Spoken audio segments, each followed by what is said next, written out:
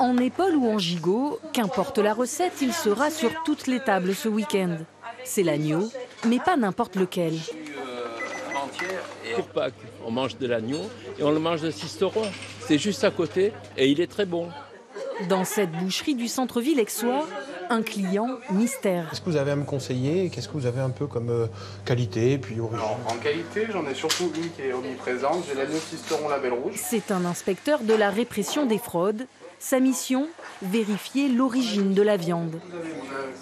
Je vais faire quelques photos. On va faire la traçabilité là sur ces morceaux-là.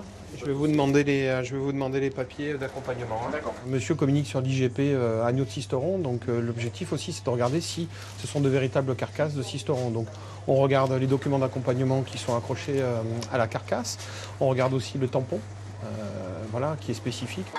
Ces jours-ci, l'agneau de Sisteron est particulièrement prisé. Certains commerçants peuvent être tentés de frauder. Rien à signaler chez cet artisan.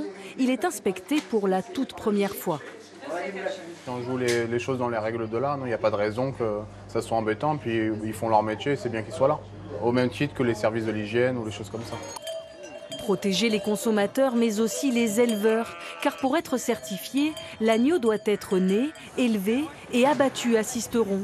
Seuls 225 éleveurs sont ainsi labellisés. L'agneau de Sisteron, ça représente seulement 10% des volumes de l'abattoir de Sisteron. Et tous les agneaux qui sont abattus à Sisteron ne peuvent pas bénéficier de cette appellation. C'est vraiment des éleveurs engagés dans la démarche, qui sont contrôlés, qui élèvent eux-mêmes leurs agneaux. Et donc ça représente vraiment des petits volumes par rapport au volume global de l'abattoir de Sisteron. En 15 jours, les inspecteurs ont procédé à une trentaine de contrôles dans la région. 7 infractions ont déjà été constatées.